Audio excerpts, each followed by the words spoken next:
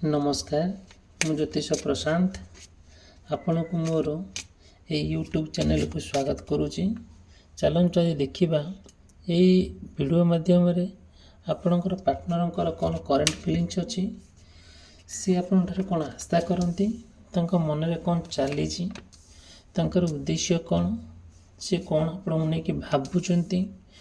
आपको भावुंट आपण कौन कौन सब प्रोब्लेम फेस करुँच मोर यही वीडियो माध्यम डिटेल और विस्तीर्ण भाव में कहबी।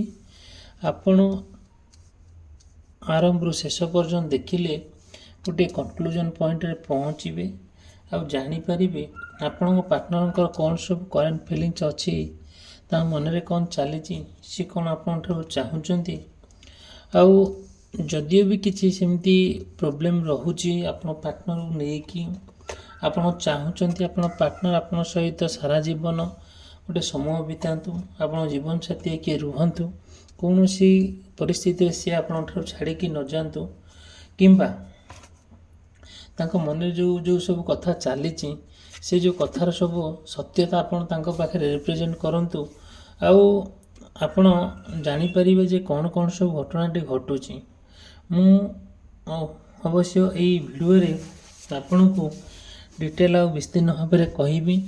आपण जदियो चैनल को सब्सक्राइब करना कि सब्सक्राइब करने भूलिए ना वीडियो को लाइक करने केवे भी मन में दुख प्रकाश करेंगे ना आपण ये वीडियो को आरंभ शेष पर्यंत देखिले आप गोटे कन्क्लूजन पॉइंट रे पहुँचे जोटा कि जानीपर आपण पार्टनर कौन करेन्ट फिलिंग्स अच्छी आउ जहाँ जहाँ उद्देश्य आपण बुझीपारे। देखु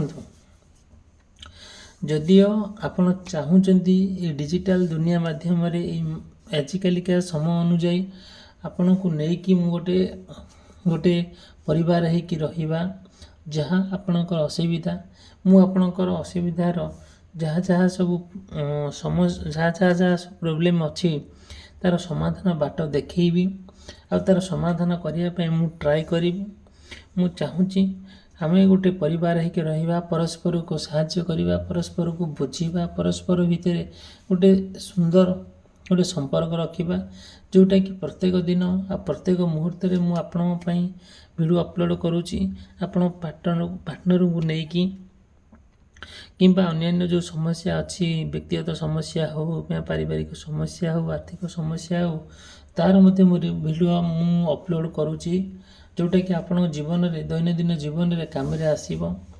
ठीक अच्छे से जहाँ होना कहीं आपन तो आरंभ शेष पर्यंत मोर वीडियो को आप देखिले जानीपर कौन कौन सब प्रोब्लेम रोचे आप पार्टनर आउ सेटा तो मु कहबी वीडियो माध्यम देखु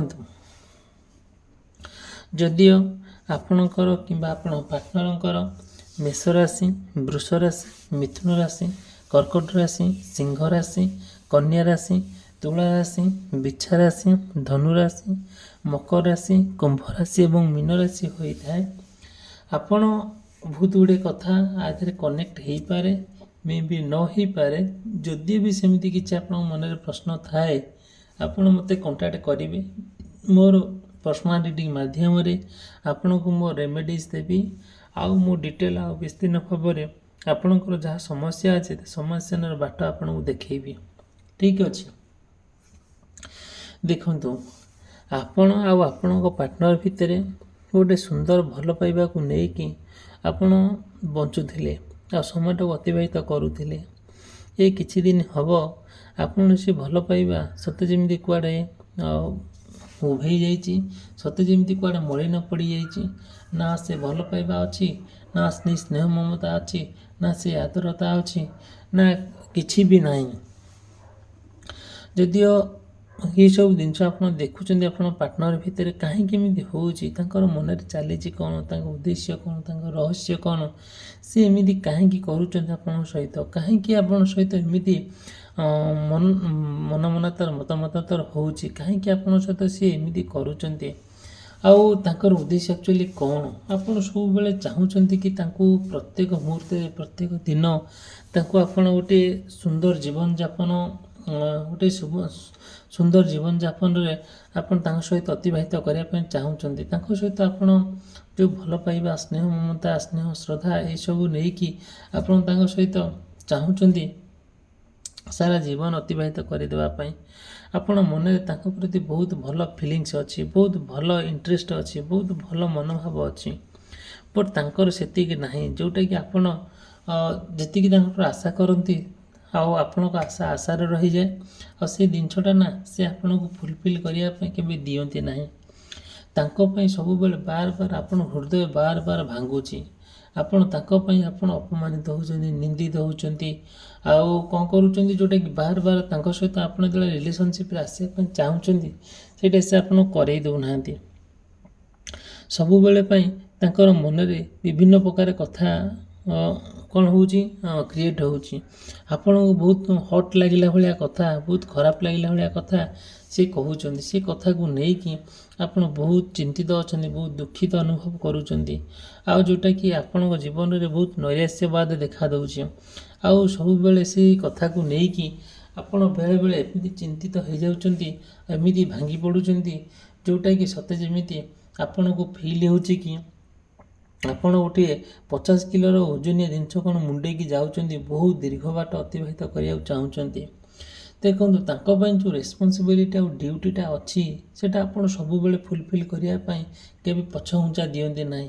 ତାଙ୍କ ପାଇଁ ଆପଣ ସବୁକିଛି କରିବା ପାଇଁ ରେଡ଼ି ରୁହନ୍ତି। ବଟ୍ ସିଏ ସେତିକିଟା ନୁହନ୍ତି। ଧୀରେ ଧୀରେ ଆପଣଙ୍କଠାରୁ ସମ୍ପର୍କଟା କାଟିଦେଇ ଆପଣଙ୍କଠାରୁ ଦୂରେଇ ଯାଇ ସେ ଆଉ କାହାର ନିଜର ହେବାକୁ ବସିଲେଣି।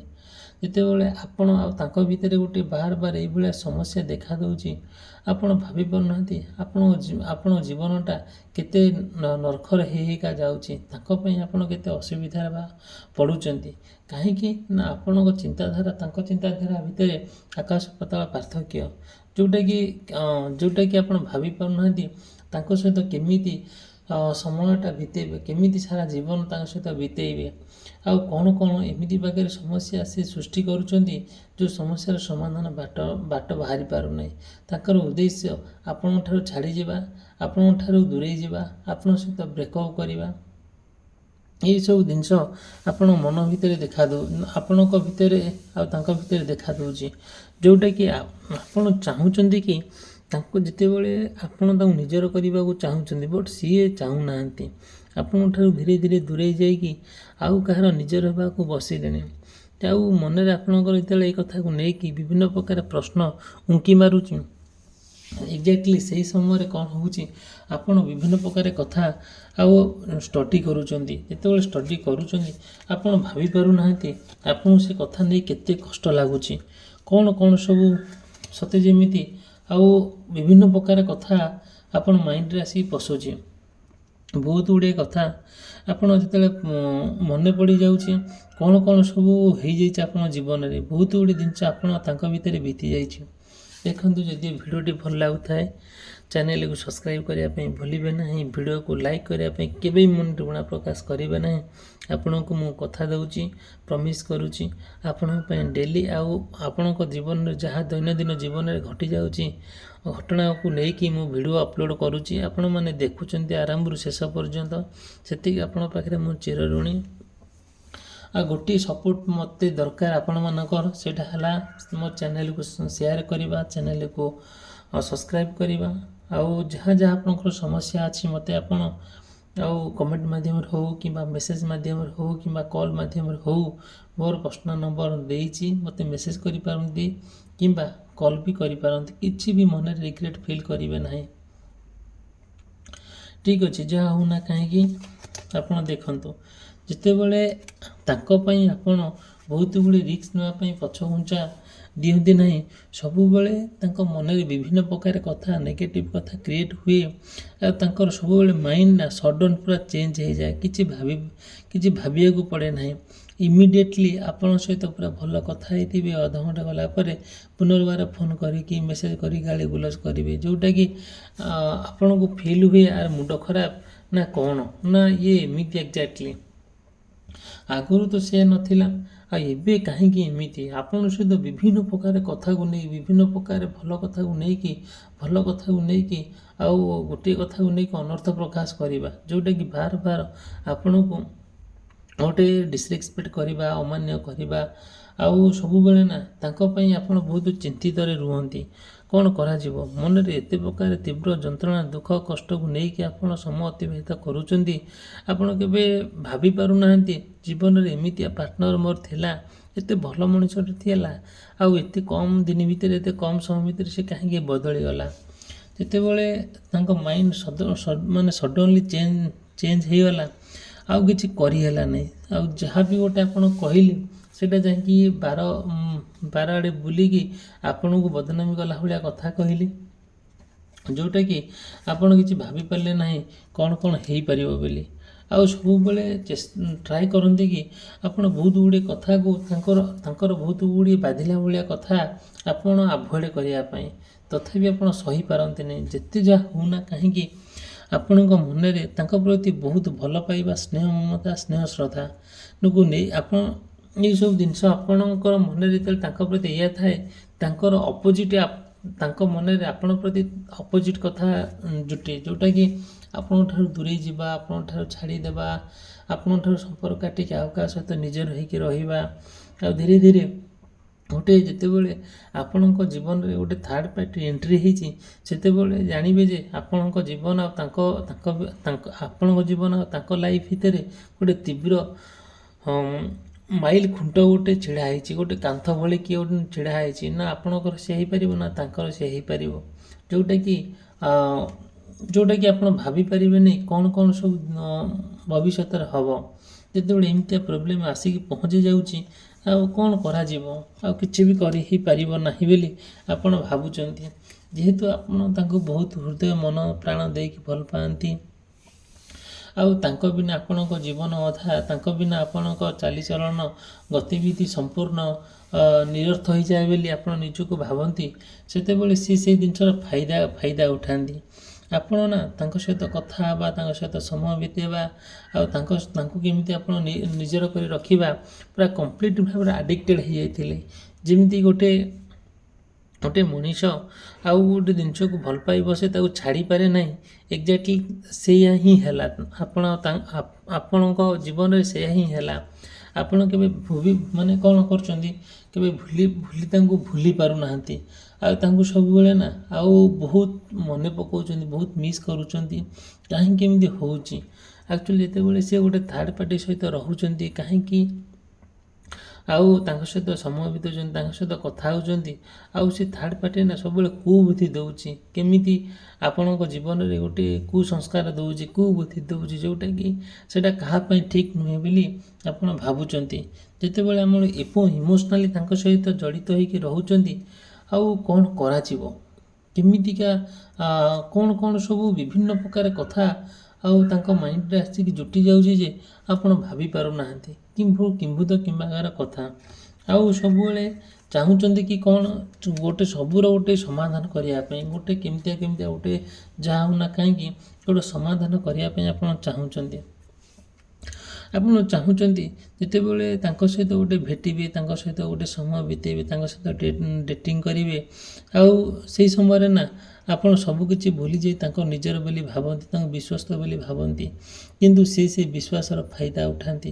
ଆପଣଙ୍କୁ ଧୀରେ ଧୀରେ ଗୋଟେ ଅପସନ୍ ବନେଇ ଦିଅନ୍ତି, ଯେଉଁଟାକି ତାଙ୍କ ମନ ହେଲେ ଆପଣଙ୍କ ସହିତ କଥା ହୁଅନ୍ତି, ତାଙ୍କ ମନ ହେଲେ ଆପଣଙ୍କୁ ମିସ୍ କଲ୍ କରନ୍ତି, ତାଙ୍କ ମନ ହେଲେ ଆପଣଙ୍କୁ ମେସେଜ୍ କରନ୍ତି। ତାଙ୍କ ମନ ଉପରେ ଡିପେଣ୍ଡ କରେ, କାହିଁକିନା ତାଙ୍କ ସମୟ ଉପରେ ବି ଡିପେଣ୍ଡ କରେ। ଯଦିଓ ସେ ଆଉ କାହା ସହିତ ସେମିତି ସମୟ ଅତିବାହିତ କରୁଥିବେ, ହୁଏତ ତାଙ୍କ ପାଖରୁ ଆସିଲେ ସେ ଆପଣଙ୍କ ପାଖକୁ ଆସନ୍ତି। ସେ ବହୁତ ଚାଲାକି ଅଛନ୍ତି। ଆଉ ଆପଣଙ୍କ ପାର୍ଟନର୍ ନା, ଯାହାକୁ ଆପଣ ବହୁତ ନିରୀହ ଆଉ ନିଷ୍କପଟ ମଣିଷ ବୋଲି ଭାବୁଛନ୍ତି, ସେ ସେଇଆ ନୁହେଁ। ସେ ବହୁତ ବଦମାସି ଅଛନ୍ତି, ବହୁତ ବେଖାତିରି ଆପଣଙ୍କୁ କରନ୍ତି। ତାଙ୍କ ମନରେ ବହୁତ ପ୍ରକାର କଥା ଚାଲିଛି, ଯେଉଁଟାକି ସେ ବିଭିନ୍ନ ପ୍ରକାର ଦୋଷ ଦୁର୍ବଳତା ଆପଣଙ୍କର ଦେଖେଇକି ଆପଣଙ୍କ ଠାରୁ ଦୂରେଇ ଯିବା, ଆଉ କାହା ସହିତ ସମୟ ବିତେଇବା, ଏଇ କଥା ହିଁ ତାଙ୍କ ମନରେ କ୍ରିଏଟ୍ ହୁଏ, ଯେଉଁଟାକି ଏସବୁ ଜିନିଷ ଆପଣଙ୍କୁ ଠିକ୍ ଲାଗେ ନାହିଁ। ଧୀରେ ଧୀରେ ଆଉ ଆପଣ ତାଙ୍କ ଭିତରେ ଗୋଟେ ସମ୍ପର୍କ ଭିତରେ ଗୋଟେ ଫାଟ ସୃଷ୍ଟି ହୁଏ, ଆଉ ତାଙ୍କର କୌଣସି କଥାରେ କ୍ଲାରିଟି ରୁହେ ନାହିଁ, କିନ୍ତୁ ତାଙ୍କର କୌଣସି କଥାରେ ସତ୍ୟତା ମିଳେ ନାହିଁ। କୌଣସି କଥା ତାଙ୍କର କୌଣସି କଥାରେ ଆପଣ ସମାପ୍ତି ପଏଣ୍ଟ ପାଆନ୍ତି ନାହିଁ, କୌଣସି କନକ୍ଲୁଜନ୍ ମିଳେ ନାହିଁ। ଆଉ ସବୁବେଳେ ନା ଚାହାନ୍ତି କ'ଣ, ସବୁବେଳେ ପ୍ରୋବ୍ଲେମ୍ କ୍ରିଏଟ୍ କରାନ୍ତି ଆଉ ନିଜକୁ ବହୁତ ସୁରକ୍ଷିତ ମନେ କରନ୍ତି। ତାଙ୍କ ସେଫ୍ ଜୋନ୍ ଭିତରେ ସେ ରଖିକି ଆପଣଙ୍କୁ ସେତିକିଟା ସେ ଇମ୍ପୋର୍ଟାନ୍ସ ଦିଅନ୍ତି। ଦେଖନ୍ତୁ, ଯଦିଓ ବି ଭିଡ଼ିଓଟି ଭଲ ଲାଗୁଥାଏ ଆଉ ଭିଡ଼ିଓକୁ ଲାଇକ୍ କରିବେ, ଚ୍ୟାନେଲ୍ ସବସ୍କ୍ରାଇବ୍ କରିବା ପାଇଁ କେବେ ଭୁଲିବେ ନାହିଁ। ଯାହା ଆପଣଙ୍କର ପ୍ରଶ୍ନ ଅଛି ଆପଣ ପାର୍ଟନରଙ୍କୁ ନେଇକି ମୋତେ କଣ୍ଟାକ୍ଟ କରିବେ। ମୋର କଣ୍ଟାକ୍ଟ ନମ୍ବର ଦେଇଛି। ଆଉ ମୁଁ ମୋର ପର୍ସନାଲିଟି ମାଧ୍ୟମରେ ଆଉ ଆପଣଙ୍କୁ ରେମେଡ଼ିଜ୍ ଦେବି, ଆପଣଙ୍କୁ କହିବି କେମିତି ଆପଣଙ୍କ ଜୀବନରେ ଗୋଟେ ସୁନ୍ଦର ପୋଜିସନରେ ଆପଣ ରହିବେ, ଗୋଟେ ଭଲ ପୋଜିସନରେ ରହିବେ, ଆଉ ଯେଉଁଟାକି ଆପଣଙ୍କର କିଛି ସମସ୍ୟା ହେବ ନାହିଁ, ଯେଉଁଟାକି ଧୀରେ ଧୀରେ ଆପଣ ପାର୍ଟନର ନେଇକି ଗୋଟେ ସୁନ୍ଦର ଜୀବନଯାପନ ଅତିବାହିତ କରିବେ। ଭିଡ଼ିଓଟି ସମାପ୍ତ କଲି, ରହିଲି, ଧନ୍ୟବାଦ, ନମସ୍କାର।